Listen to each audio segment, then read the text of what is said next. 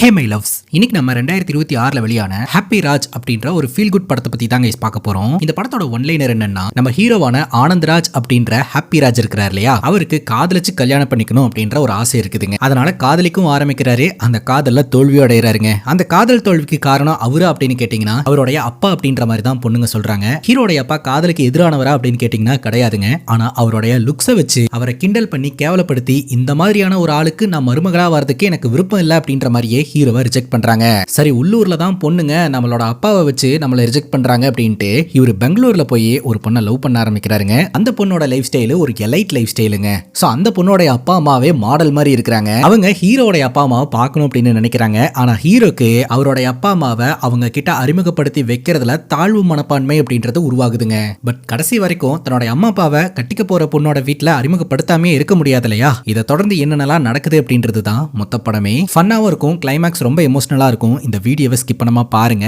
நீங்க பார்த்துட்டு இருக்கிறது சரண் என்டர்டைன்மெண்ட். நான் தான் சரண். வாங்க வீடியோக்குள்ள போலாம். இந்த கதை பொள்ளாச்சியில் நடக்கிற மாதிரி நம்ம கிட்ட காட்டுறாங்க. நம்ம ஹீரோடைய பேரு ஆனந்த்ராஜுங்க. இந்த காலகட்டத்துக்கு ஏற்ற மாதிரி ஸ்டைலா இங்கிலீஷ்ல ஹாப்பி ராஜ் அப்படின்னு மாத்திக்கிட்டாருங்க. நம்ம ஹீரோக்கு அந்த ஊர்லயே தேன்மொழி அப்படின்ற ஒரு பொண்ணு மேல இன்ட்ரெஸ்ட் வருது. அந்த பொண்ணை ஒன் சைடா காதலிக்கவும் செய்யறாருங்க. அந்த பொண்ணு கிட்ட ப்ரொபோஸ் பண்ணலாம் அப்படின்ட்டு கையில கிரீட்டிங் கார்டும் டைரி மில்க் சாக்லேட்டும் அப்புறம் அழகா ட்ரெஸ் பண்ணிட்டு கெத்தா வந்து அந்த பொண்ணு முன்னாடி நிக்கிறாருங்க. அந்த பொண்ணு கிட்ட தன்னோட காதலையும் சொல்றாரு. ஆனா தேன்மொழி பாத்தீங்கன்னா ஹீரோடைய காதலை ஏத்துக்கிறதுக்கு மறுத்துறாங்க. நம்ம ரெண்டு பேருக்குள்ள செட் ஆகாது, மழை வேற வர மாதிரி இருக்கு, நான் போறேன் அப்படின்ற மாதிரி சொல்றாங்க. ஆனா ஹீரோ ரீசன் கேக்குறாருங்க. என்ன காரணத்துக்காக நம்ம ரெண்டு பேருக்குள்ள செட் ஆகாதுன்னு சொல்ற, நீ என்ன வேணான்னு சொல்ற, நீ உங்க வீட்டுக்காக பயப்படுறியா, நீ அதை பத்தி கவலைப்படாத, நான் பாத்துக்கிறேன் அப்படின்ற மாதிரி ஹீரோ சொல்றாரு. தேன்மொழி பாத்தீங்கன்னா எனக்கு அதெல்லாம் பிரச்சனை கிடையாது, பட் ஒரு காரணத்தோட தான் நான் வேணான்னு சொல்றேன் அப்படின்னு சொல்றாங்க. என்ன காரணம் அப்படின்னு ஹீரோ கேட்க, உன்னோட அப்பா தான் காரணம் அப்படின்னு சொல்ல நம்ம ஹீரோக்கு தூக்கி வாரி போடுதுங்க. அவர் கையில வச்சிருந்த டைரி மில்க், கிரீட்டிங் கார்டு அப்புறம் ஒரு செயின் ஒன்று வாங்கிட்டு வந்திருப்பாருங்க. அதையும் அப்படியே கீழே போடுறாரு. அப்பாவை காரணமா சொன்ன உடனே ஏன் இவர் இவ்வளவு ஷாக் ஆகுறாரு அப்படின்றதுக்கான காரணத்தை நம்ம கிட்ட காட்ட ஆரம்பிக்கிறாங்க. நம்ம ஹீரோடைய அப்பா இருக்கிறார் இல்லையா, இதே ஊர்ல ஒரு ஸ்கூல்ல டீச்சரா ஒர்க் பண்ணிட்டு இருக்காருங்க. நம்ம ஹீரோடைய அப்பா உருவத்தை வச்சு நிறைய பேர் கேலியும் கிண்டலும் பண்ணிக்கிட்டு இருப்பாங்க. அதுவும் குறிப்பா குதிரை முட்டை அப்படின்னு சொல்லியே கிண்டல் பண்ணுவாங்க. இப்போ ஊருக்கு புதுசா வந்திருக்கிற போஸ்ட்மேனுக்கு ஹீரோடைய வீடு எங்க இருக்கு அப்படின்னு தெரியலங்க. ஏன்னா ஒரு போஸ்ட் ஒன்று வந்திருக்குது. ஸோ அங்க இருக்கிறவங்க கிட்ட எல்லாம் வந்து இவருடைய வீடு எங்க இருக்கு, அட்ரஸ் எங்க இருக்கு அப்படின்னு கேட்கும்போது ஊருக்காரங்க எல்லாருமே இந்த குதிரை முட்டை வாதியாரா அப்படின்ற மாதிரி கிண்டல் பண்ணியே வழி சொல்றாங்க. கடைசியில் அந்த போஸ்ட்மேனும் பாத்தீங்கன்னா அதே பேரை சொல்லி கிண்டல் பண்ணியே அந்த லெட்டரையும் கொடுத்துட்டு போறாரு. என்னது அப்படின்னு சொல்லிட்டு ஓபன் பண்ணி பார்த்தா சின்ன பசங்க பாத்தீங்கன்னா டிராயிங் எல்லாம் வரைஞ்சு இவரை கிண்டல் பண்ற மாதிரியான ஒரு லெட்டரை தான் அனுப்பி வச்சிருக்கானுங்க. அந்த லெட்டரை எடுத்துக்கிட்டு ரொம்ப கோவத்தோட நம்ம ஹீரோடைய அப்பா ஸ்கூலுக்கு போறாரு. அந்த ஸ்கூல்ல இருக்கக்கூடிய எல்லா மாணவர்களுடைய நோட்டையும் வாங்கி செக் பண்றாருங்க. சோ எந்த ஹேண்ட் ரைட்டிங் கூட மேட்ச் ஆகுது அப்படின்றத பார்த்து எவன் லெட்டர் போட்டா அப்படின்றத கண்டுபிடிச்சு அந்த பையனை போட்டு அடிக்கிறாருங்க. அப்பதான் ஹீரோடைய அப்பாக்கு தகவல் தெரிய வருது. ஹீரோடைய அப்பாக்கு குழந்தை பிறந்திருக்கு அப்படின்னு சொல்லிட்டு குழந்தைய பாக்குறதுக்காக ஹாஸ்பிட்டலுக்கு போறாருங்க. அங்க இருக்கக்கூடிய குழந்தைய தூக்கி வச்சு கொஞ்சிக்கிட்டு இருக்கும்போது அந்த இடத்துக்கு ஒரு குடிகார வரான். யார் நீ, என்ன பண்ணிட்டு இருக்க அப்படின்னு கேட்க ஹீரோடைய அப்பா சொல்றாரு, குழந்தைய கொஞ்சிக்கிட்டு இருக்கேன், பார்த்தா தெரியல அப்படின்னு சொல்லிட்டு. சரி கொஞ்சிட்டு சீக்கிரமா வச்சுட்டு போ அப்படின்ற மாதிரி சொல்ல, வச்சுட்டு போகவா, ஏன் குழந்தைய வச்சுட்டு போக சொல்றதுக்கு நீ யாருடா அப்படின்ற மாதிரி கேட்க அந்த குடிகாரன் பயங்கரமா டென்ஷன் ஆயிடுறான். ஏன்டா 2 வருஷம் கஷ்டப்பட்டு குழந்தைய பெற்றது நானு, நீ பாட்டுக்கு வந்து உன் குழந்தைன்னு சொல்லுவியா அப்படின்னு சொல்லி வாக்குவாதம் பண்ண ஆரம்பிச்சிடுறாரு.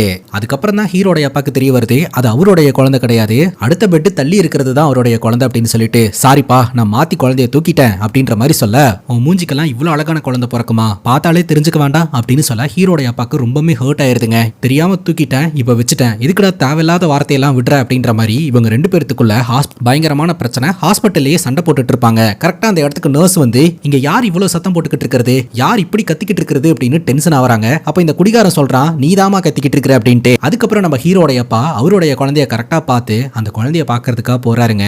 அந்த குழந்தை ரொம்பவே அழகா இருக்குது. அந்த குழந்தை வேற யாரும் கிடையாது, நம்ம ஹீரோ தான். அந்த குழந்தை மேல அளவு கடந்த அன்பு கொடுத்து நம்ம ஹீரோடைய அப்பா வளர்க்க ஆரம்பிக்கிறாருங்க. அந்த குழந்தைக்கு ஆனந்த்ராஜ் அப்படின்னு பேர் வைக்கிறாருங்க. ஹீரோக்கும் ஹீரோடைய அப்பா கூட டைம் ஸ்பெண்ட் பண்றது ரொம்பவே பிடிக்குதுங்க. நீண்ட நாட்களாவே ஹீரோக்கு தாஜ்மஹாலை கிட்ட இருந்து பார்க்கணும் அப்படின்னு ஆசைங்க. அதனால அப்பா கிட்ட கூட்டிட்டு போங்கப்பா அப்படின்னு கேட்டுக்கிட்டே இருக்க, ஒரு நாள் பாத்தீங்கன்னா அவங்க அப்பா ட்ரெயின் டிக்கெட்லாம் புக் பண்ணி இவங்க 2 பேருமே ட்ரெயின்லயும் போர்ட் ஆகுறாங்க. நாட்கள் நகர ஆரம்பிக்குது. நிறைய அன்பையும் பாசத்தையும் கொடுத்து நம்ம ஹீரோவை வளர்க்க ஆரம்பிக்கிறாங்க.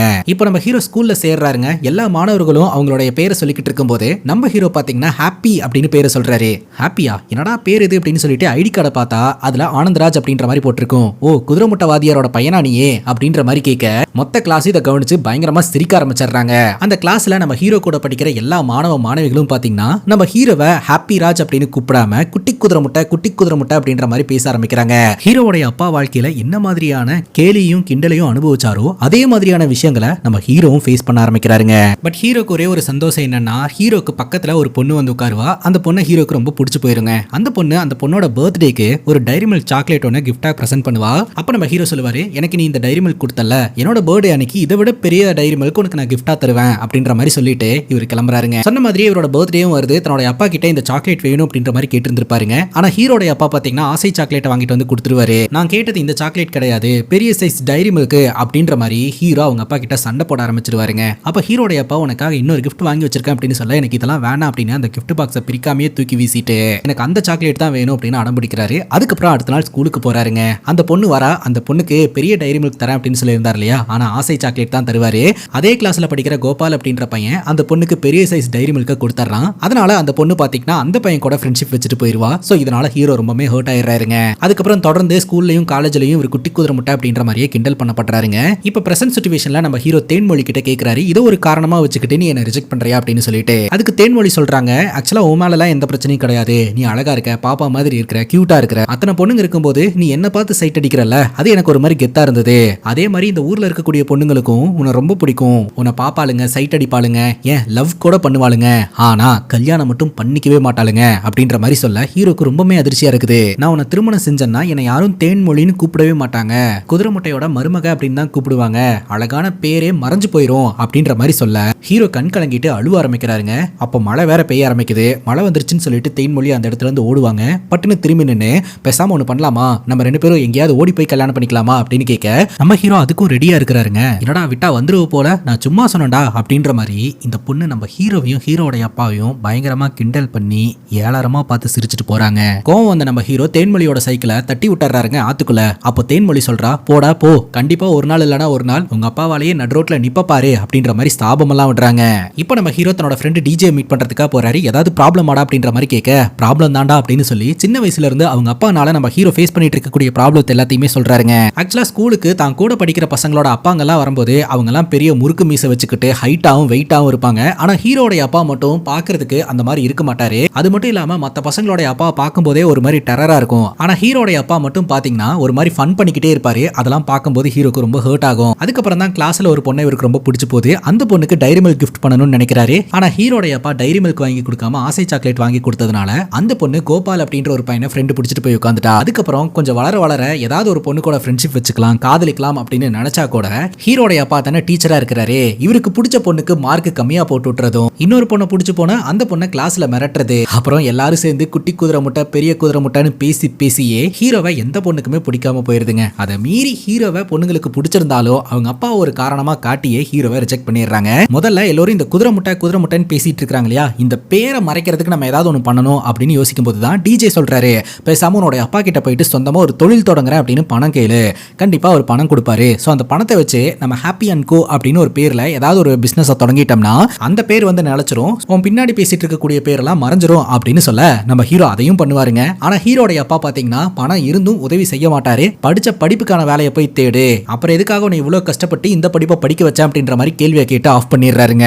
உங்க அப்பாவோட உருவமும் பிரச்சனை, உங்க அப்பா பண்றதும் பிரச்சனை, ஆக மொத்தம் அப்படின்னு டிஜே ஆரம்பிக்க ஹீரோ சொல்றாரு, அந்த ஆளுக்கு நான் பிறந்ததே பெரிய பிரச்சனை தாண்டா அப்படின்ட்டு. அப்பதான் டிஜே சொல்றாரு, இந்த ஊர் பொண்ணுங்களுக்கு தானே உன்னோட ஹிஸ்டரியும் உன்னோட அப்பாவோட ஹிஸ்டரியும் தெரியும், வெளியூர்ல போயிட்டு ஒரு பொண்ணை காதலிச்சு கல்யாணம் பண்ணினா தெரியவா போகுது அப்படின்ற மாதிரி சொல்ல ஹீரோ யோசனையோடய போய் மொட்டை மாடியில படுத்து கிடப்பாருங்க. ஒருத்தனுக்கு ஒருத்தி அப்படின்னு எங்கேயாவது ஒரு இடத்துல பிறந்திருப்பா இல்லையா, எனக்காக பிறந்தவ எங்க இருக்காளோ அப்படின்னு யோசனை பண்ண பார்த்தா நம்ம இந்தியா மேப்ல இருந்து ரொம்ப தூரம் தள்ளி சொர்க்க மாதிரியான இடங்க. புகை கிளம்ப ரெட் கலர் ட்ரெஸ் போட்டு ஒரு பொண்ணு அழகா திரும்புறா. இந்த அழகிதான் நமக்காக பிறந்தவளா அப்படின்னு அவளோட எதிர்பார்த்து காத்துக்கிட்டு இருக்க அந்த பொண்ணு திரும்பும் போது தாங்க தெரியுது அது பொண்ணே இல்ல ஹீரோட அப்பா அப்படின்ட்டு. பட்டுனி ஹீரோ எழுந்திருக்கிறாருங்க. என்னடா கெட்ட கனவு ஏதாவது கண்டையா அப்படின்னு கேட்க ஹீரோ ஆமான்றாருங்க. இங்க பாரு, உனக்கு ஏதோ லெட்டர் வந்திருக்கு, ஏதோ வேலை சம்பந்தமா ஆஃபர் லெட்டர்னு நினைக்கிறேன் பாரு அப்படின்னு சொல்ல ஹீரோ அதை வாங்கி பாக்குறாருங்க. ஹீரோக்கு ஒரே சந்தோஷம். பெங்களூர்ல இருக்கக்கூடிய ஒரு ஐடி கம்பெனில ஜாப் அப்ளை பண்ணி இருந்திருப்பாரு போல. சோ நம்ம ஹீரோக்கு பாத்தீங்கன்னா அந்த வேலை கிடைச்சிருச்சு. உடனடியா பெங்களூருக்கு வர சொல்லி ஆர்டர் வந்துருச்சுங்க. ஹீரோ கிளம்பும் போது பேகா வீட்டுல இருக்கக்கூடிய தின்பண்டங்கள் எல்லாத்தையுமே ஹீரோட அம்மா பேக் பண்ணிக்கிட்டு இருக்காங்க. எம்மா இதெல்லாம் எப்படிமா நான் எடுத்துட்டு போக முடியும் அப்படின்ற மாதிரி கேட்க டி நீ அங்க போய் ஆரோக்கியமா சாப்பிட வேண்டாமா அப்படின்னு சொல்லிட்டு தோசை மாவு முதற்கொண்டு அவங்க கலக்கி கொடுக்குறாங்க. இதெல்லாம் கெட்டு போயிருன்னு சொன்னாலும் அவங்க கேட்க மாட்டேன்றாங்க. மொத்த பேக்கையும் தூக்கிட்டு நம்ம ஹீரோ பொள்ளாச்சியில இருந்து கோயம்புத்தூருக்கு வராருங்க. அதுக்கப்புறம் கோயம்புத்தூர்ல இருந்து பெங்களூருக்கு ட்ரெயின்லயே போற மாதிரி ஆகுது. ட்ரெயின்ல போயிட்டு இருக்கும்போது நம்ம ஹீரோக்கு இந்த பக்கமும் அந்த பக்கமும் 2 வடக்கு நண்பர்கள் வந்து உட்கார்ந்துடுறாங்க. ஹீரோவை போட்டு நெருக்கி எடுத்துறாங்க. அது மட்டும் இல்லாம வாய் முழுக்க பாக்க போட்டு மின்னுக்கிட்டு இருப்பாங்க. ஹீரோ சொல்லுவாரு, ப்ரோ கொஞ்சம் பார்த்து உட்காருங்க ப்ரோ அப்படின்னு சொல்லிட்டு. ஆனாலும் அவனுக்கு 2 பேரும் நெருக்கிக்கிட்டே இருப்பானுங்க. கொஞ்ச நேரத்திலேயே டிடிஆர் வருவாருங்க. டிக்கெட் செக் பண்ணணும்னு சொன்ன உடனே இவனுக்கு 2 பேருமே ஆள் அட்ரஸ காணோம். அப்பதாங்க தெரிய வருது அவனுக்கு 2 பேரும் வித்தவுட்ல வந்துட்டு ஹீரோ போட்டு நெருக்கிட்டு இருக்கானுங்க அப்படின்னு சொல்லிட்டு. இனிமேல் எவனாவது என் சீட்ல வந்து உட்கார்ந்தீங்க அப்படின்னு மிரட்டிட்டு கொஞ்சம் பீஸ்ஃபுல்லா டிராவல் பண்ண ஆரம்பிக்கிறாருங்க. ஃபைனலி பெங்களூர்ல வந்து இறங்குறாருங்க. அங்க நம்ம ஹீரோவை கூட்டிட்டு போறதுக்காக நம்ம மதுரை முத்து வந்திருக்காரு. அவர்கிட்ட ஒரு நபர் பெல்ட் அப்புறம் பர்ஸ் இதெல்லாம் கொண்டு போய் வித்துக்கிட்டு இருப்பாரு. அதெல்லாம் வேணாம்பா அப்படின்னு சொல்லிட்டு அந்த இடத்தை கிராஸ் பண்ணி வர நம்ம ஹீரோ அத்தனை பேக்கோட அங்க போய் நிப்பாருங்க. எப்பா பேக் எல்லாம் நான் வாங்குறது இல்லப்பா, வேண்டாம்ப்பா அப்படின்னு சொல்லுவாரு. அப்ப நம்ம ஹீரோ சொல்லுவாரு, நீங்க என்னத்தானா பிக்கப் பண்றதுக்காக வந்திருக்கீங்க, நான் பேக் எல்லாம் விக்கல அப்படின்னு சொல்ல, அட பாவி வேலைக்கு வரவன் இத்தனை பேக்கோடய வருவான் அப்படின்னு சொல்லிட்டு அந்த பேக்கை ஃபுல்லா வண்டியில போட்டு வண்டி நகருமானு தெரியலையேன்ற யோசனையோடயே டிராவல் பண்ண ஆரம்பிக்கிறாங்க. இப்போ நம்ம ஹீரோ பாத்தீங்கன்னா ஒரு ஐடி கம்பெனில ஜாயின் பண்ணிடுறாருங்க. அங்க நடக்கிற ஒரு ஆக்டிவிட்டியும் போட்டோஸ் எல்லாம் எடுத்து இன்ஸ்டாகிராம்ல லைக்ஸுக்காக போஸ்ட் பண்றத வழக்கமாவே வச்சிருக்காருங்க. சரி நம்ம கம்பெனில ஜாயின் பண்ணியாச்சு, இனி நமக்கு பிடிச்ச பொண்ணை தேர்ந்தெடுத்து அந்த பொண்ணு கிட்ட காதல சொல்லி வாழ்க்கை ஆரம்பிச்சிட வேண்டியதான் அப்படின்னு சொல்லிட்டு கூட வேலை பார்க்குற பொண்ணுங்க கிட்ட எல்லாம் போயிட்டு பேச ஆரம்பிக்கிறாருங்க. முதல்ல ஒரு பொண்ணு கிட்ட நம்பர் கேட்டா அந்த பொண்ணு அழுவ ஆரம்பிச்சிருது. இன்னொரு பொண்ணு கிட்ட போயிட்டு ப்ரொபோஸ் பண்ணலாம்னு நினைச்சா அந்த பொண்ணு நான் லிவிங்ல இருக்கேன் அப்படின்னு சொல்ல, நானும் இங்க தாங்க பக்கத்துல தங்கி இருக்கேன் அப்படின்னு சொல்ல அந்த பொண்ணு திட்டி விட்டுருது. மூன்றாவதா ஒரு பொண்ணு டீ கடையில வச்சு பாக்குறாருங்க. அந்த பொண்ணு கிட்ட ப்ரொபோஸ் பண்ணலாம் அப்படின்னு நினைச்சா அந்த பொண்ணு டீ கடைக்கு வந்ததே பாக்கு வாங்குறதுக்காகவும் குளிர் உதடு வாங்குறதுக்காகவும் அதை அவர் கண்ணு முன்னாடியே வாய்க்குல வைக்க, என்னடா பொண்ணுங்க இப்படி இருக்காங்க அப்படின்னு ஹீரோ பயங்கர ஷாக்கா வராருங்க. இப்போ இந்த ஐடி கம்பெனில ஒரு ப்ராஜெக்ட் டிஸ்கஷன் ஒன்று ஏற்பாடு பண்றாங்க. அந்த டிஸ்கஷன்ல நம்ம ஹீரோவும் கலந்துக்கிறாருங்க. அந்த டிஸ்கஷனுக்கு டீம் லீடரா பாத்தீங்கன்னா காவியா அப்படின்ற ஒருத்தங்க வராங்க. அந்த பொண்ணை பார்த்த உடனே ஹீரோக்கு ரொம்ப பிடிச்சு போயிருதுங்க. ஒரு முறை ஹீரோ கனவு காணும் போது ஹீரோட அப்பா தானே அந்த ரெட் கலர் ட்ரெஸ் போட்டு திரும்புவாரு. ஆனா இந்த வாட்டி கனவு காணும் போது இந்த காவியா தான் திரும்புறாங்க. சோ இவ தான் எனக்கான பொண்ணு அப்படின்னு ஹீரோ முடிவெடுக்கிறாரு. ஆனா முத்தண்ண என்ன சொல்றாரு அப்படின்னா, இங்க பாருப்பா தம்பி, உனக்கு 25,000 ரூபாய் சம்பளம், ஆனா அந்த பொண்ணுக்கு வருஷத்துக்கு 25 லட்சம் ரூபாய் சம்பளம், ஏரோப்ளேன்லயே போனாலும் எட்டாதுப்பா, வேண்டாம் அப்படின்ற மாதிரி சொல்றாரு. ஆனா நம்ம ஹீரோ பாத்தீங்கன்னா காவியாவை வெச்சக்கண்ணு மாறாம பாத்துக்கிட்டே இருப்பாருங்க. காவியாவும் ப்ராஜெக்ட் எக்ஸ்பிளைன் பண்ணிட்டு இருக்கும்போது ஹீரோவை கவனிச்சிருவாங்க. யார் இந்த பையன் இப்படி பாத்துக்கிட்டே இருக்கிறானே அப்படின்னு சொல்லிட்டு ஹீரோ ஃப்ரண்ட்ல வர சொல்லி உங்களோட ப்ராஜெக்ட் எக்ஸ்பிளைன் பண்ணுங்க அப்படின்ற மாதிரி சொல்ல ஹீரோ பம்ப ஆரம்பிக்கிறாரு. அங்க இருக்கக்கூடிய எல்லோருமே சிரிக்கிறாங்க. அப்போ முத்தண்ண இப்படி எல்லாம் சிரிக்க கூடாது, ஏன்னா அவன் என்னோட ஃப்ரெண்டு அப்படின்ற மாதிரி சப்போர்ட் பண்றாருங்க.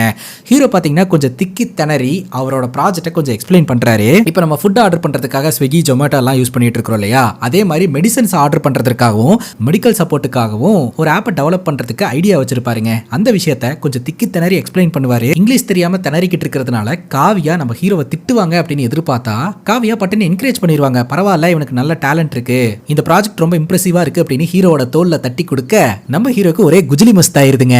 டெய்லி லீவ் போடாமையே நம்ம ஹீரோ ஆபீஸ்க்கு வர ஆரம்பிக்கிறாரு காவியாவை சைட் அடிக்கிறதுக்காகவே.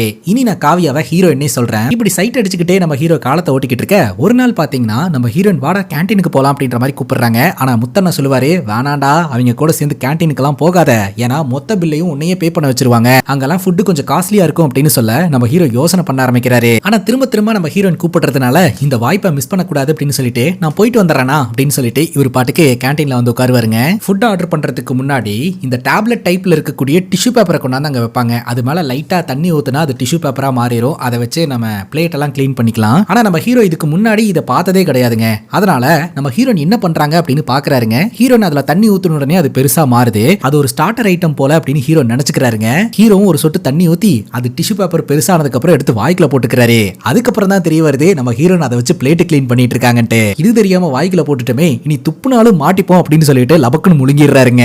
அப்ப ஆர்டர் எடுக்கிறதுக்காக ஒரு நபர் வராரு. அந்த நபரை பார்த்ததும் நம்ம ஹீரோ ஷாக் ஆகுறாருங்க. அந்த நபர் வேற யாரும் கிடையாது, நம்ம ஹீரோ ட்ரெயின்ல வரும்போது ஒரு சைடுல உட்காந்து இடிச்சுக்கிட்டே வந்தார் இல்லையா வடக்கு நண்பர், அவர்தான். அந்த மெனு கார்டை வாங்கி பார்த்தா அதுல இருக்கிறது எதுவுமே புரியல. அது மட்டும் இல்லாம எல்லாமே விலை ஜாஸ்தியாவும் இருக்கு. என்னன்னே தெரியாம ஆர்டர் பண்றதா, இந்த வடக்கு நண்பர் வேற நம்மள கிண்டல் பண்ணுவானே அப்படின்னு சொல்லிட்டு 99 ரூபாய்க்கு ஏதோ ஒன்று இருக்குது அதை ஆர்டர் பண்ணிடலாம்னு சொல்லிட்டு இவர் ஆர்டர் கொடுத்துறாருங்க. அந்த வடக்கு நண்பரும் சரி நம்ம ஹீரோனும் சரி பயங்கரமா கலாய்ச்சி சிரிக்க ஆரம்பிக்கிறாங்க. ஏன் சிரிக்கிறீங்க அப்படின்னு கேட்கும்போது நீ ஆர்டர் பண்ணது வாட்டர் பாட்டில் அப்படின்ட்டு. அப்பவும் சமாளிக்கிற மாதிரி எனக்கு வாட்டர் பாட்டிலே போதும், நீ ஏதாவது ஆர்டர் பண்ணிக்கோ அப்படின்னு சொல்ல நம்ம ஹீரோன் ஆர்டர் பண்றாங்க. இங்க பேமெண்ட் எல்லாம் ஜாஸ்தியா இருக்குன்னு யோசனை பண்றியா, அதை பத்தி எல்லாம் கவலைப்படாத, நான் பே பண்ணிக்கிறேன் அப்படின்ற மாதிரி ஹீரோயின் சொல்ல பட்டுன்னு மெனு கார்டை வாங்கி கூச்சப்படாம ஆர்டர் பண்ணி சாப்பிடுறாருங்க. அப்புறம் நீ எந்த ஊர்ல இருந்து வந்திருக்க, உன்னோட அப்பா அம்மா எல்லாம் என்ன பண்றாங்க அப்படின்னு கேட்ட உடனே ஹீரோக்கு திக்கி திணற ஆரம்பிச்சிருதுங்க. ஊர்ல இருக்கும்போது தன்னோட அப்பாவை அப்பாவை காரணம் காட்டி தான் பொண்ணுங்களாம் ரிஜெக்ட் பண்றாங்க. இந்த பொண்ணு நமக்கு ரொம்ப பிடிச்சிருக்கு, ஆனா இந்த பொண்ணு அப்பா அம்மா பத்தி கேட்கறாளே அப்படின்னு சொல்லிட்டு ஹீரோ தயங்குறாருங்க. ஒருவேளை சாப்பிடறதுக்கு தான் இவர் தயங்குறாரு போல அப்படின்னு சொல்லிட்டு சாப்பிடு நான் பாத்துக்கிறேன் அப்படின்ற மாதிரி ஹீரோயின் சொல்றாங்க. நம்ம ஒரு செல்ஃபி எடுத்துக்கலாமா அப்படின்னு சொல்லி கேட்டு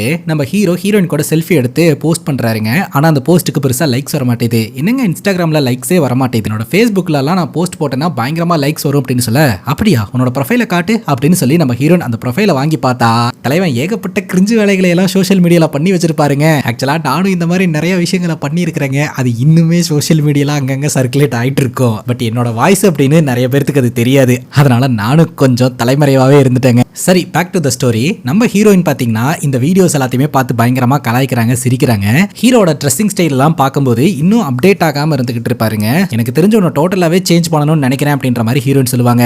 ராத்திரி நம்ம ஹீரோ முத்தண்ணன் கிட்ட போயிட்டு இந்த இன்ஸ்டாகிராம் பத்தி எல்லாம் கேட்டு தெரிஞ்சுக்குவாருங்க. அப்பதான் முத்தண்ணன் சொல்லுவாரு, எல்லாருமே இப்ப இன்ஸ்டாகிராமுக்கு மாறிட்டாங்க, இதை தாண்டியும் இன்னும் ஏகப்பட்ட ஆப்ஸ் இருக்குது, ஆனா நீ என்னடானா இன்னும் ஃபேஸ்புக் லூஸ் புக்னு அதுலயே சுத்திக்கிட்டு இருக்கிற அப்படின்ட்டு. அப்புறம் முத்தண்ணன் கிட்ட கேட்டு இன்ஸ்டாகிராம் எப்படி யூஸ் பண்ணணும் அப்படின்றத தெரிஞ்சுக்கிட்டு ரிக்வெஸ்ட் கொடுக்குறாருங்க. நம்ம ஹீரோனை அக்செப்ட் பண்றாங்க. உடனே ஒரு மெசேஜ் பண்ண ஆரம்பிக்கிறாரு. அந்த மெசேஜுக்கு ஹீரோயின் நல்லபடியா ரிப்ளைவும் கொடுக்க ஆரம்பிக்கிறாங்க. ஹீரோ கூட ஜாலியா இருதுங்க. அதுக்கப்புறம் ஷாப்பிங் போலாம் அப்படின்னு சொல்லிட்டு இவங்க ரெண்டு பேரும் ஷாப்பிங் எல்லாம் போக ஆரம்பிக்கிறாங்க. ஹீரோவை கொஞ்சம் சேஞ்ச் ஆவரும் ஹீரோயின் பண்ண ஆரம்பிக்கிறாங்க.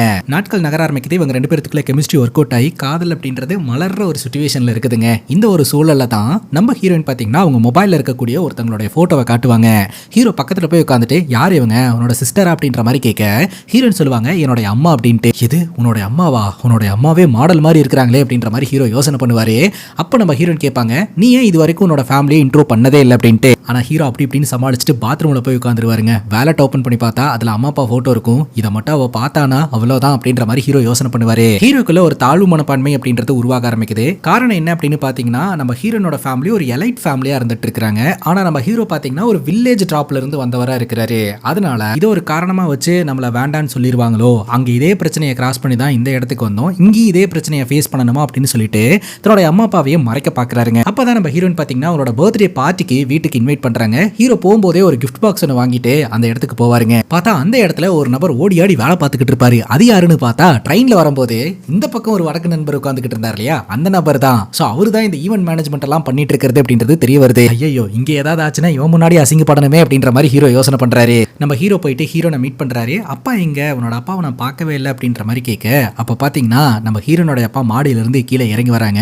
அவரும் பார்க்கறதுக்கு ரொம்ப ஸ்டைலா இருக்கிறாரு. அதை பார்த்ததும் நம்ம ஹீரோக்கு இருக்கிற கொஞ்ச நெஞ்ச நம்பிக்கையும் உடையுதுங்க. ஹீரோயினும் சரி ஹீரோனுடைய அப்பா அம்மாவும் சரி சினிமா நடிகர்கள் மாதிரி இருக்கிறாங்க. ஆனா நம்ம அப்பா அம்மா என்னடானா வில்லேஜ் டாப்ல இருந்து வந்தவங்க மாதிரி இருக்கிறாங்க. கண்டிப்பா இவங்க பொண்ணை நமக்கு கட்டி கொடுக்க மாட்டாங்க அப்படின்ற மாதிரி ஹீரோ யோசனை பண்றாரு. தலைவனுக்கு விட்டு கொடுக்கவும் மனசு இல்லையே, அதனால மனசுக்குள்ளேயே வச்சு வேதனைப்பட்டுக்கிட்டு இருப்பாரு. அப்போ நம்ம ஹீரோனுடைய அப்பா வந்து ஹீரோ கிட்ட பேச ஆரம்பிக்கிறாருங்க. ஹாப்பி, நான் உன்னை பத்தி நிறைய கேள்விப்பட்டேன். பட் என் பொண்ணு சொன்னதெல்லாம் வச்சு பார்க்கும்போது நீ அப்படி இருப்ப இப்படி இருப்பேன்னு இமேஜின் பண்ணியிருந்தேன். விச் மீன்ஸ் நீ ரொம்ப ஜெய்ஜாண்டிக்கா ரக்கடான ஒரு பையனா இருப்பேன்னு நினைச்சேன். ஆனா பார்த்தா அப்படி இல்லை அப்படின்ற மாதிரி சொல்ல ஹீரோ சொல்றாரு, லுக்ஸுக்கும் டேலண்ட்டுக்கும் சம்பந்தமே இல்லை சார் அப்படின்ட்டு. ஐயோ நான் கலாய்க்கணும் அப்படின்றதுக்காக சொல்லலப்பா, நான் ஜஸ்ட் சொல்லணுமேன்னு சொன்னேன், நம்ம என்ஜாய் பண்ணலாம் அப்படின்னு சொல்லிட்டு பார்ட்டியை செலிப்ரேட் பண்ண ஆரம்பிக்கிறாங்க. ஸோ இது ஒரு எலைட்டான பார்ட்டியா இருக்குதுங்க. அப்படியே நம்ம ஹீரோ யோசனை பண்ணி பார்க்கறாரு, நம்ம வீட்டில் ஏதாவது ட்ரீட் பார்ட்டினா எந்த மாதிரி நடக்கும் அப்படின்ட்டு. ஒரு பேப்பர் பிளேட்ல மிச்சரு சாக்லேட்டு இதெல்லாம் வச்சு எல்லாருக்குமே டிஸ்ட்ரிபியூட் பண்ணுவாங்க.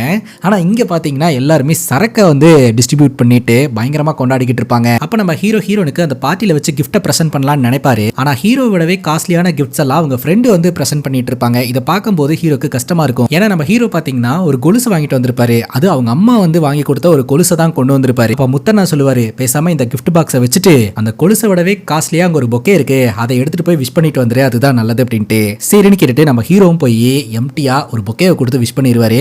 ஆனா ஹீரோயின் நம்ம ஹீரோ கிட்ட இருந்து ஏதாவது கிஃப்ட் வரும் அப்படின்னு சொல்லி எதிர்பார்ப்பாங்க, ஏமாந்து போவாங்க. அந்த பர்த்டே பார்ட்டில வச்சு ஹீரோனோட அப்பா கிட்ட அசிஸ்டன்ட்டுங்க சொல்லுவாங்க. ஆக்சுவலா குப்தா அப்படின்ற ஒரு பிசினஸ் மேன் இருக்கிறாருங்க. அந்த பிசினஸ் மேனோட பையனை பாத்தீங்கன்னா நம்ம ஹீரோனுக்கு கல்யாணம் பண்ணி கொடுக்கலாம் அப்படின்ற ஒரு பேச்சுவார்த்தை போயிட்டு இருக்குது. ஆனா குப்தா பாத்தீங்கன்னா பிசினஸ்ல பயங்கரமா ஃபால் ஆயிட்டு இருக்கிறாரு. அந்த ஃபாலை சரி பண்ணணும் அப்படின்றதுக்காக மட்டும்தான் உங்க பொண்ணை அவரோட பையனுக்கு கல்யாணம் பண்றதுக்கு இன்ட்ரெஸ்ட் காட்டிக்கிட்டு இருக்கிறாரு அப்படின்ற மாதிரி சொல்ல, அது நம்ம ஹீரோயினோட அப்பாவுக்கு புரிய வருதுங்க. இப்படி எல்லாம் என் பொண்ணை யாருக்கும் கல்யாணம் பண்ணி எல்லாம் கொடுத்துட முடியாது, என் பொண்ணுக்கு யாரை பிடிச்சிருக்குதோ அவனுக்கு தான் நான் கல்யாணம் பண்ணி கொடுப்பேன் அப்படின்ற மாதிரி ஒரு ஸ்டாண்ட் எடுக்கிறாரு. அதே சமயம் நம்ம ஹீரோயின் இந்த ஹாப்பி மேல இன்ட்ரெஸ்ட் காட்டிக்கிட்டு இருக்கிறா போல, இந்த ஹாப்பியை கன்சிடர் பண்ணலாம் அப்படின்ற மாதிரியும் நம்ம ஹீரோனுடைய அப்பா நினைக்கிறாருங்க.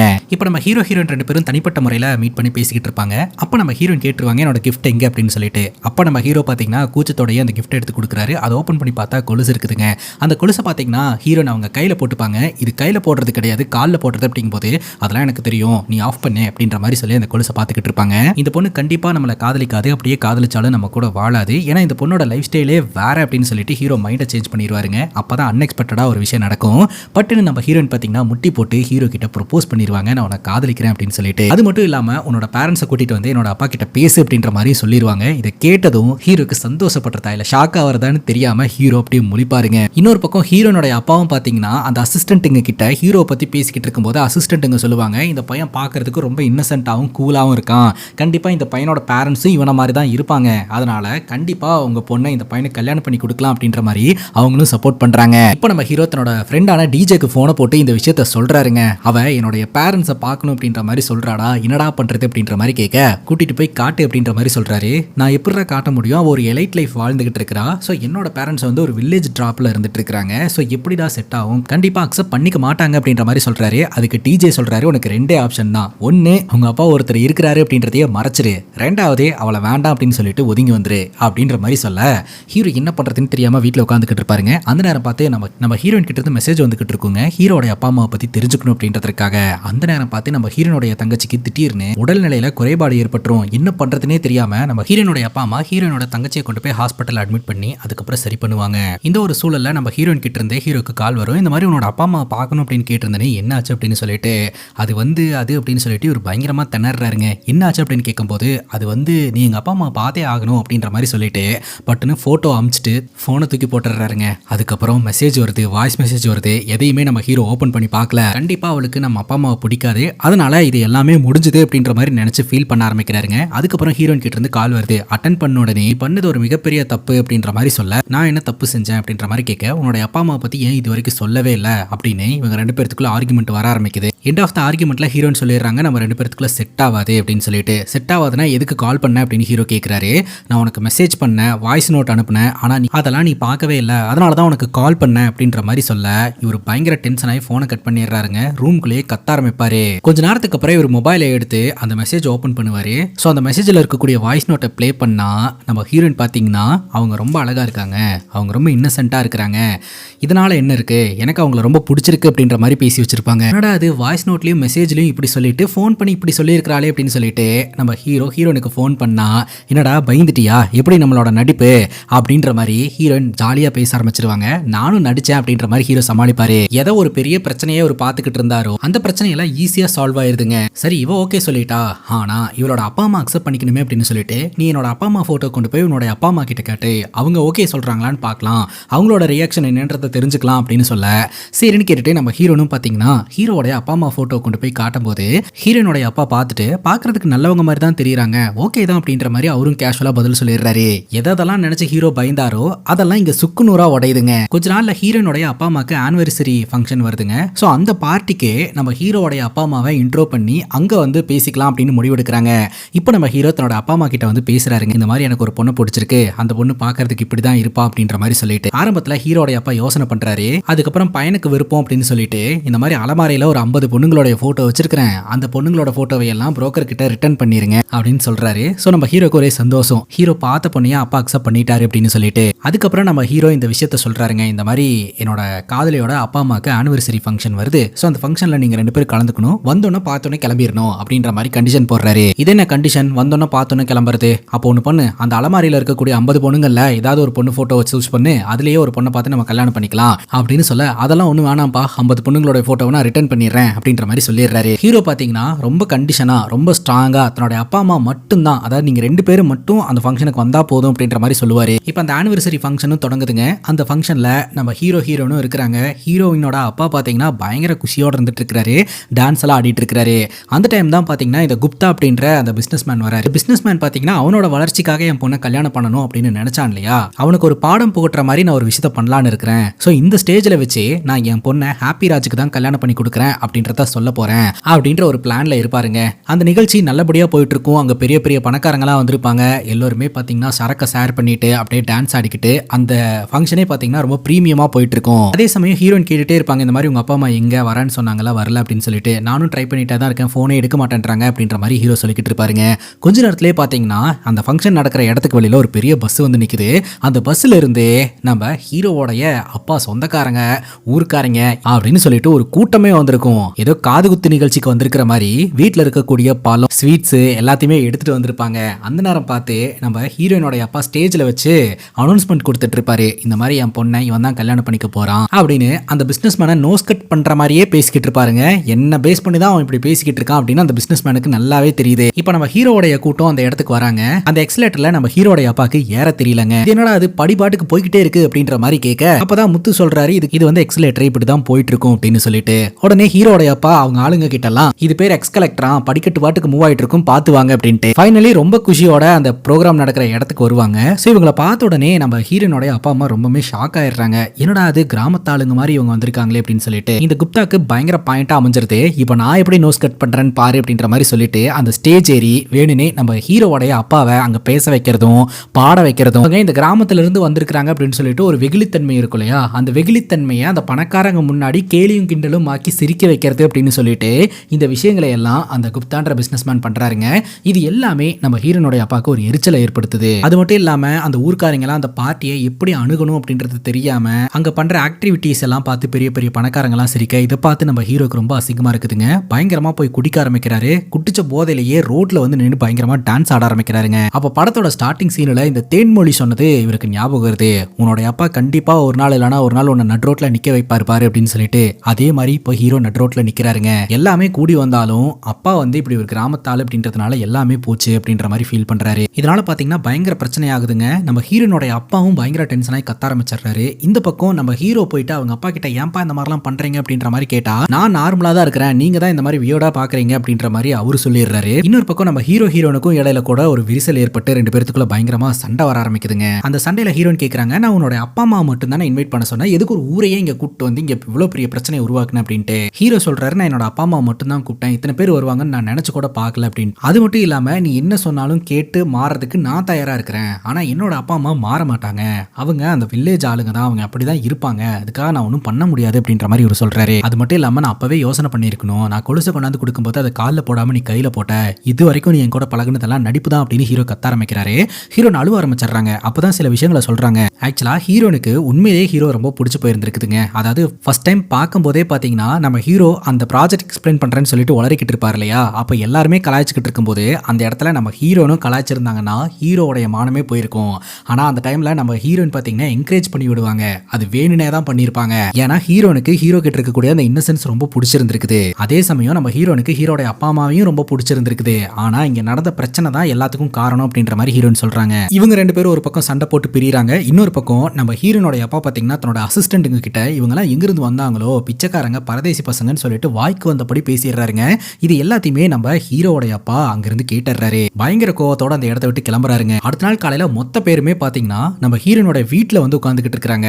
நிறைய பெட்டிங்லாம் அந்த இடத்துல வந்து வச்சிருக்காங்க. ஒரு லாயர் பாத்தீங்கன்னா எல்லாத்தையும் ஓபன் பண்ணி நம்ம ஹீரோனோட அப்பா கிட்ட காட்டுறாரு. ஃபுல்லா பணமா இருக்குது, நிறைய டாக்குமெண்ட்ஸா இருக்குது. ஹீரோட அப்பா சொல்றாரு, என்ன போய் பிச்சைக்காரன்னு சொல்றீங்கல்ல, எனக்கு ஊர்ல எவ்வளவு சொத்து இருக்குது தெரியுமா அப்படின்னு சொல்லிட்டு அவருக்கு இருக்கக்கூடிய சொத்து, அந்த சொத்து மூலமா வர வருமானம் அப்படின்னு சொல்லிட்டு ஏகப்பட்ட விஷயங்களை எக்ஸ்பிளைன் பண்றாங்க. இவருக்கு சொந்தமான ரைஸ் மில்லு, விவசாய நிலம், இந்த பர்னிச்சர் ஃபேக்டரி அப்படின்னு சொல்லிட்டு நிறைய இருக்குது போலங்க. உங்ககிட்ட எல்லாமே இருக்குது அப்படின்னு சொல்லிட்டு எங்களை பிச்சைக்காரங்க அப்படின்னு சொல்றீங்க, ஆனா உங்களோட டாக்குமெண்ட்ஸ் எல்லாம் செக் பண்ணி பார்த்தா எல்லாமே கடன்ல தான் இருக்குது. உங்க கூட கம்பேர் பண்ணா நான் நினைச்சா உங்க கம்பெனியவே என்னால எழுதி வாங்க முடியும், எங்களை எப்படி நீங்க பிச்சைக்காரங்கன்னு சொல்லலாம் அப்படின்னு சொல்லிட்டு நம்ம ஹீரோவோட அப்பா வேலிடா கேள்வி கேட்கிறாரு. அங்க நின்றுட்டு இருக்கக்கூடிய ஹீரோக்கே பயங்கர ஷாக்கிங்கா இருந்துட்டு இருக்கு. ஏன்னா தன்னோட தகப்பனுக்கு இவ்வளவு சொத்துக்கள் இருக்கு அப்படின்னு ஹீரோக்கே தெரியாதுங்க. சின்ன வயசுல இருந்தே நம்ம ஹீரோ கஷ்டப்படுற ஒரு பையனா தான் வளர்த்திருந்திருக்காங்க. நீங்க இந்த கோட்டை போட்டு உட்காந்துக்கிட்டு இருக்கிறதுனால பெரியவனும் கிடையாது, நான் இந்த கோட்டை போடாம உட்காந்துக்கிட்டு இருக்கிறதுனால நான் சின்னவனும் கிடையாது அப்படின்ற மாதிரி பேசிடுறாருங்க. இப்ப குடும்பமாவே பாத்தீங்கன்னா இவங்க சண்டை போட்டு பிரிஞ்சிடுறாங்க. இப்ப நம்ம ஹீரோக்கு என்ன பண்றதுனே தெரியலங்க. End of the day hero பாத்தீங்கன்னா ஹீரோயின் கூட சேரணும்னு தான் நினைக்கிறாரு. ஆனா கொஞ்ச நெஞ்ச சான்ஸும் போயிடுச்சு அப்படின்ற மாதிரி யோசனை பண்றாரு. இப்ப காருக்குள்ள உட்காந்துக்கிட்டு இருக்கும்போது நம்ம ஹீரோவோடைய அப்பா கிட்ட இருந்து கால் வருதுங்க. அப்பதான் நம்ம ஹீரோ அப்பாக்கும் கேர்ள் ஃப்ரெண்டுக்கும் இருக்கக்கூடிய வித்தியாசத்தை தெரிஞ்சுக்கிறார். கேர்ள் ஃப்ரெண்டு கோச்சிட்டு போயிட்டானா நம்மளா கால் பண்ற வரைக்கும் அவ திருப்பி கூப்பிட மாட்டான். அதே அப்பங்காரனோ அம்மாவோ கோச்சிட்டு போயிட்டாங்க அப்படின்னா அவங்களா வாண்டடா ஃபோன் பண்ணி நம்ம கிட்ட பேசுவாங்க, அதுதான் உண்மையான பாசன்றது அப்படின்ற மாதிரி சொல்லுவாரு. ஆனா நான் எங்க அப்பா கூட ஒரு வார்த்தை கூட பேச மாட்டேன்னு சொல்லிட்டு அட்டன் பண்ணி காதுல வச்சிருவாருங்க. அப்போ நம்ம ஹீரோட அப்பா சொல்லுவாரு, நீ வந்து அங்க இந்த மாதிரி தனியா இருக்கிறது எனக்கு ஒன்றும் சரிப்பட்டு வரல, அதனால உன்னோட அம்மாவை ஊருக்கு அனுப்பி வைக்கிறேன் அப்படின்ற மாதிரி சொல்ல, இல்ல வேண்டாம் வேண்டாம் அப்படின்ற மாதிரி சொல்லுவாரு. உங்க அம்மா வரலன்னா நான் வரேன் அப்படிங்கும்போது இல்ல வேண்டவே வேண்டாம் அம்மாவே அமுச்சு வச்சிருங்க அப்படின்ற மாதிரி ஹீரோ சொல்லிடுவாரு.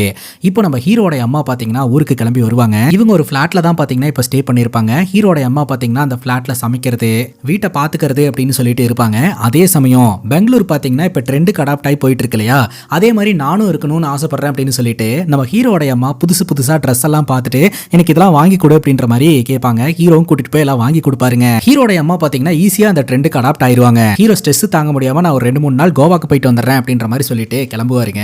அப்ப ஹீரோட அம்மா தனியாவே ஷாப்பிங்க்கெல்லாம் போய் பழகிட்டாங்க. ஒரு நாள் ராத்திரி ஷாப்பிங் பண்ணிட்டு வரும்போது ஆப்போசிட்ல நம்ம ஹீரோனோட கேங் வரும். அப்ப நம்ம ஹீரோயின் வாண்டடா வந்து ஹீரோட அம்மா கிட்ட பேச்சு கொடுக்க ஆரம்பிப்பாங்க. இந்த மாதிரி நாங்க பார்ட்டி பண்ணலாம்னு வந்தோம், சோ இந்த இடத்துல எல்லாம் க்ளோஸ் பண்ணிட்டாங்க அப்படின்னு சொல்லிட்டு. பார்ட்டி பண்றதுக்கு இடம் இல்லாம ஃபீல் பண்ணிட்டு இருக்கீங்களா அப்படின்ற மாதிரி சொல்லிட்டு ஹீரோட அம்மா யோசிப்பாங்க.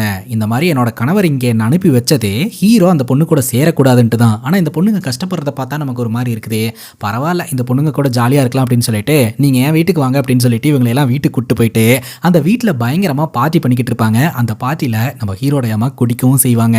பார்ட்டிலாம் முடிச்சுட்டு எல்லாரும் போயிருவாங்க. அதுக்கப்புறம் நம்ம ஹீரோ கோவா ட்ரிப்பை முடிச்சுட்டு இங்க வந்து பார்த்தா ஹீரோட அம்மா குடிச்சிட்டு படுத்து கிடப்பாங்க. போன் எடுத்து பார்த்தா நிறைய ரீல்ஸ் எல்லாம் மேக் பண்ணி வச்சிருப்பாங்க. இதுக்கு மேல இங்க இருக்கிறது சரியில்லை அப்படின்னு சொல்லிட்டு நம்ம ஹீரோட அம்மாவை ஊருக்கே அனுப்பி வச்சிடலாம்னு முயற்சி பண்ணுவாரு. அப்ப நம்ம ஹீரோட அம்மா பஸ்ல உட்காந்துட்டு உன்னோட அப்பா உன்னை காவியா கூட சேராம பாத்துக்க சொல்லிதான் என்ன அனுப்பி வச்சாரு, ஆனா எனக்கு என்னவோ காவியாவை ரொம்ப பிடிச்சிருக்குது, உனக்கு தோணுச்சுன்னா பாரு நான் உங்க அப்பாவை சமாளிக்கிறேன் அப்படின்ற மாதிரி சொல்லிட்டு போயிருவாங்க. அதனால நம்ம ஹீரோ போய் ஹீரோயின் கிட்ட பேச ஆரம்பிக்கிறாருங்க. ஹீரோயின் 2 பேருமே சரி நம்ம அப்பா கிட்ட பேசலாம், ஏன்னா அவங்க தானே பிரச்சனை பண்ணிட்டு இருக்காங்கன்னு சொல்லிட்டு நம்ம ஹீரோ பாத்தீங்கன்னா அவங்க அப்பா கிட்ட போய் பேசுறாரு. காலில் விழுந்து மன்னிப்பு கேட்கிறாரு. ஹீரோனுடைய அப்பா இருக்கிறார் இல்லையா, அந்த மன்னிப்பு அக்செப்ட் பண்ணிக்கிறாரு.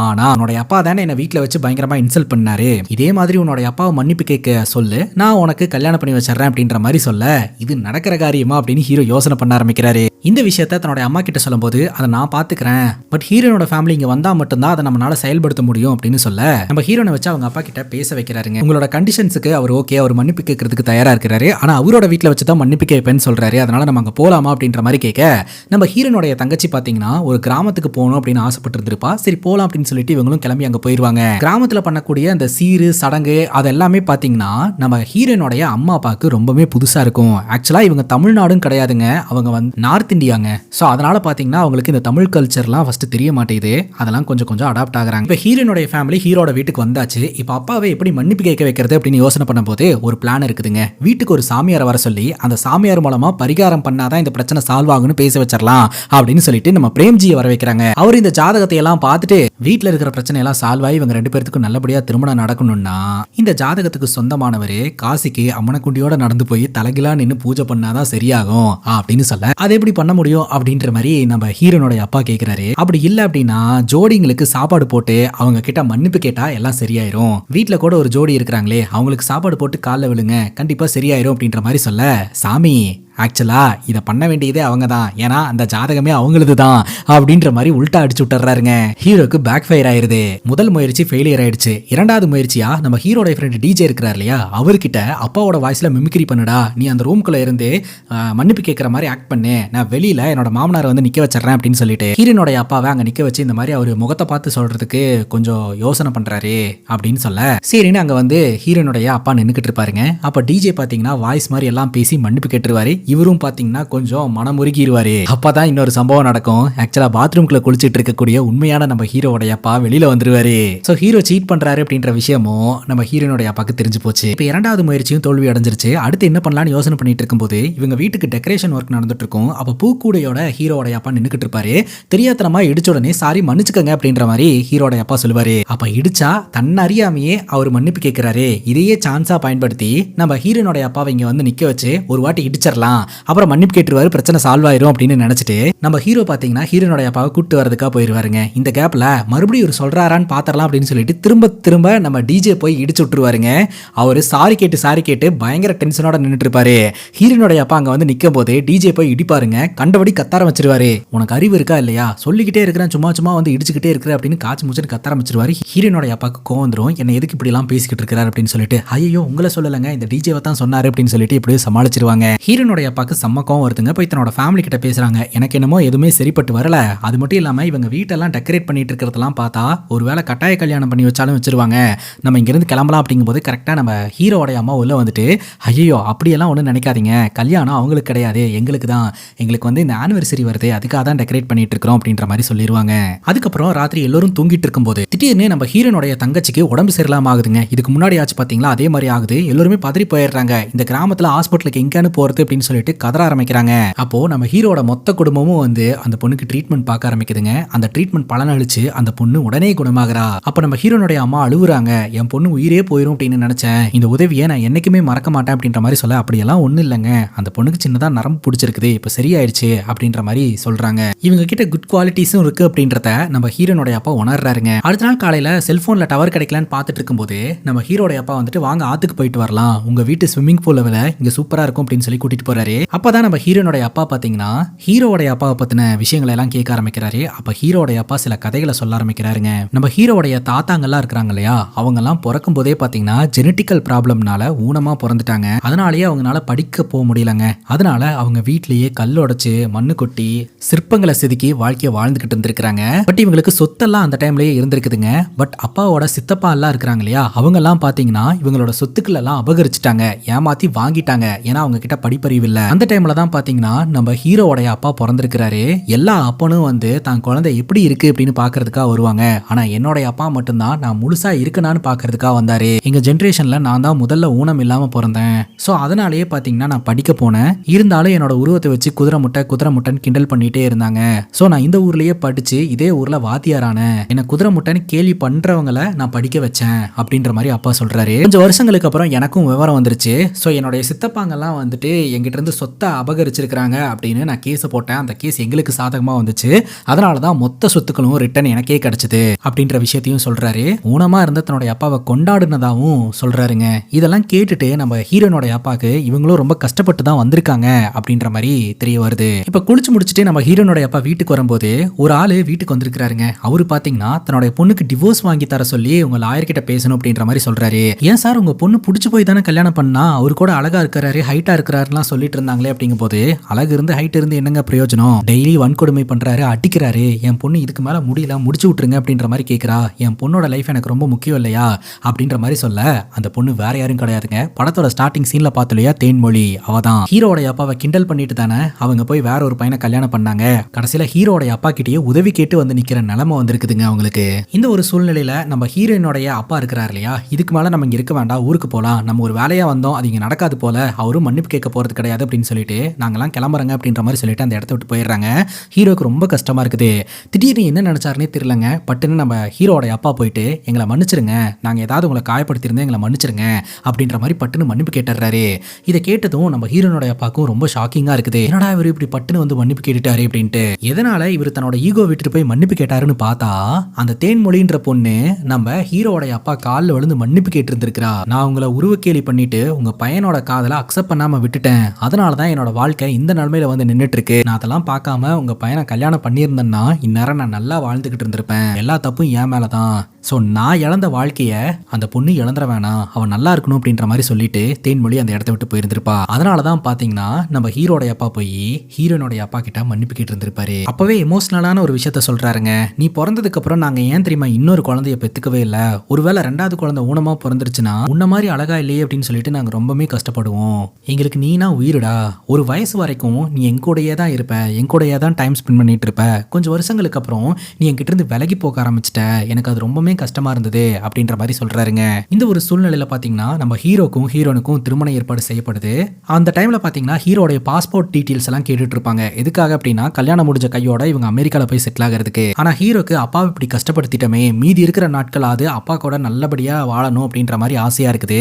பட் மாமனார் சொல்ற பேச்சை கேட்டாகணும் அப்படின்னு சொல்லிட்டு மனசுல வச்சு ஃபீல் பண்ணிக்கிட்டே இந்த திருமணத்தையும் பண்ணி முடிக்கிறாருங்க. திருமணம் முடிஞ்ச கையோட இவங்க ஏரோப்ளைன்ல ஏறி பயணம் பண்ண ஆரம்பிக்கிறாங்க. அப்ப நம்ம ஹீரோ பாத்தீங்கன்னா பாக்கெட் குள்ள இருந்து ஒரு டிக்கெட் எடுக்கிறாரு. அந்த டிக்கெட் டிக்கெட் பாத்தீங்கன்னா அந்த டைம்ல தாஜ்மஹால் பாக்குறதுக்காக இவங்க ட்ரெயின்ல ஏறி இருந்திருப்பாங்க.